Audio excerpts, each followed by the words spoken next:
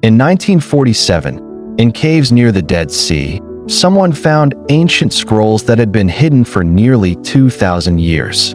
What was inside those jars didn't prove a conspiracy.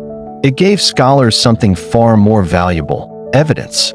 And it changed the study of biblical history almost overnight. In this episode, I'll break down 3 discoveries from the Dead Sea Scrolls that changed what we know about the Bible and the ancient world.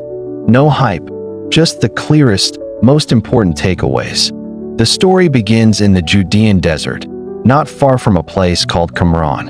Local Bedouin are often connected to the earliest discovery accounts, though details vary depending on the source.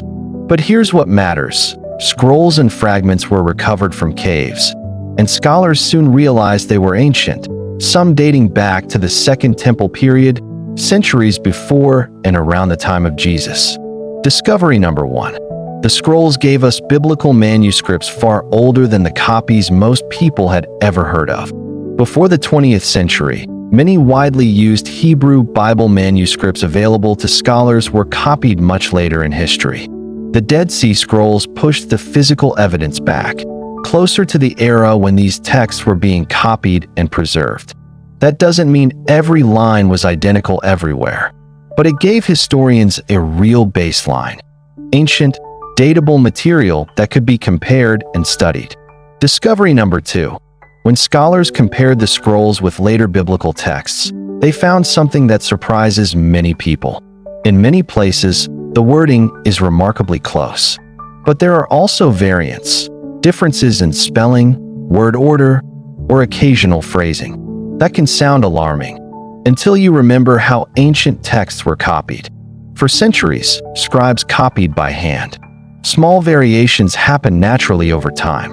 What the scrolls did was give researchers enough data to map patterns of copying and to understand how communities preserve scripture.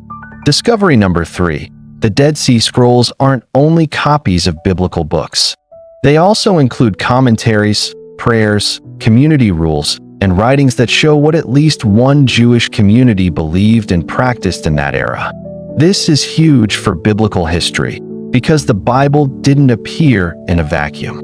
It existed within a living world of debate, tradition, interpretation, and political pressure under empires like the Greeks and Romans. The scrolls help historians see that world more clearly: what people feared, what they hoped for, and how they read scripture. Quick myth check. The Dead Sea Scrolls do not destroy the Bible, and they also do not prove a modern secret plot. What they provide is something better: real manuscripts, real ancient writings, and real historical context that scholars can examine, date, and compare. So here are the 3 discoveries in one sentence: older manuscripts, meaningful comparisons, and a window into the Second Temple world. In the next episode, we'll zoom in on one famous manuscript, the Isaiah Scroll, and ask a simple question: how close is it to modern Bibles? If you want that breakdown, watch the next video.